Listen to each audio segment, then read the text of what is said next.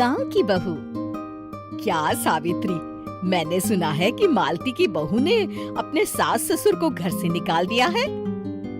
अब क्या कहूँ, आजकल की बहुओं का कोई भरोसा नहीं है, कब क्या कर दें। मालती की बहू को देखकर कौन कह सकता था कि वो ऐसी निकलेगी।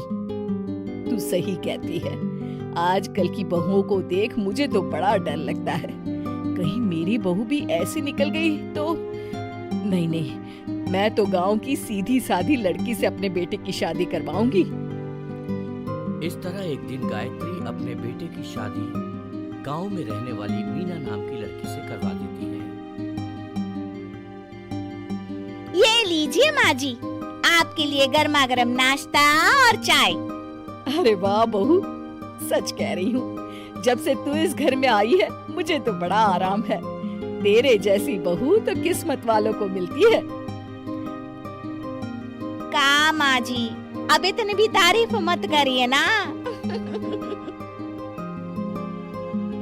धीरे धीरे मीना गायत्री की चहेती बन जाती है और मीना भी गायत्री को कभी शिकायत का मौका नहीं देती थी। फिर एक दिन,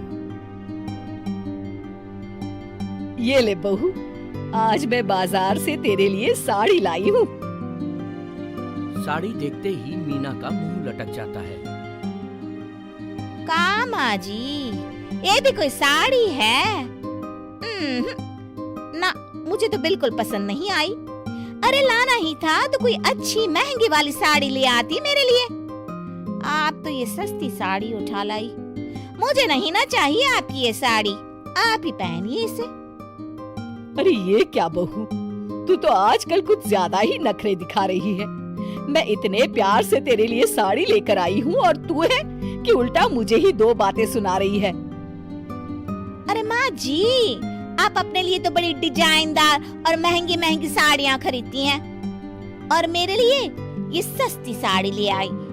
आप समझती हैं कि मैं गांव से आई हूँ इसलिए मुझे कुछ नहीं पता। हाँ, अरे कुछ नहीं, तुझे शहर की हवा लग गई है बहू।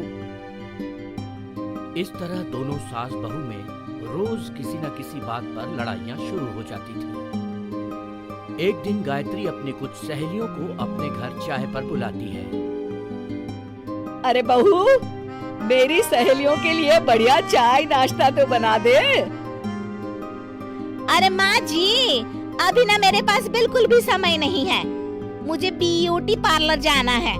चाय नाश्ता आप ही बना लीजिए। हाँ, तू कब से ब्यूटी पार्लर जाने लगी है? शहर आए 2 दिन नहीं हुए और देखो महारानी के नखरे शुरू हो गए। बस भी करिए माँ जी, आपसे बहस करने के लिए मेरे पास ना बिल्कुल टाइम नहीं है। आपका क्या है, आप समझती हैं कि मैं गांव से आई हूँ तो मुझे कुछ नहीं आता और आप जो रोज रोज मुझसे मेहमान नवाजी करवाती रहती हैं नौकरानी की तरह। मीना के कमरे में जाते ही, अरे ये क्या गायत्री, तू तो अपनी बहू की बड़ी तारीफ कर रही थी, लेकिन ये तो तुझे कुछ समझती ही नहीं। भाई मुझे तो लग रहा था कि तेरी बहू गांव की है तो सीधी सादी होगी, लेकिन इसने तो शहरी बहुओं को भी मात कर दिया। अपनी सहेलियों के सामने अपनी बेइज्जती होते देख गायत्री आग बबूला हो जाती है। अरे क्या शहर और क्या गांव, मेरी तो किस्मत ही फूटी थी जो मैं इसे बहू बना के ले आई। भगवान जाने आगे और क्या क्या करेगी। अब तो मुझे कुछ ठीक नहीं लगता, तू जरा संभल के रहना, कहीं मालती की तरह तेरा भी हाल बेहाल ना हो जाए। अच्छा, अब हम चलते हैं। अपनी सहेली की बातें सुनकर गायत्री थोड़ी घबरा जाती है। अरे ये सुशीला क्या बोलकर चली गई, कहीं इसकी बात सच ना निकल जाए। दूसरी तरफ मीना सारी बातें सुन लेती है। अगले दिन से गायत्री अपनी बहू से कोई काम करवाने से पहले 10 बार सोचती थी। ज्यादातर काम वो खुद ही कर लेती थी। अचानक अपनी सास में आए इस बदलाव को देख मीना, लाइए ना माँ जी, मैं कर देती हूँ ना काम। एक बात पूछूं माँ जी, आजकल ना आप बड़ी चुप चुप सी रहती हैं और अब मुझसे झगड़ना तो दूर, मुझसे खुल के बात तक नहीं करती आप।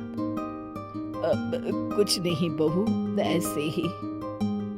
मीना अपनी सास की मंशा भांप जाती है और मुस्कुराते हुए कहती है, अरे माँ जी, चिंता मत करिए, मैं आपको घर से नहीं ना निकालने वाली। ये डर आप अपने मन से निकाल दीजिए। अरे छोटे मोटे झगड़े तो हर घर में होते रहते हैं, चाहे कुछ भी हो जाए, आप मेरी सासू माँ हो। मैं तो जिंदगी भर आपकी सेवा करूंगी माँ जी।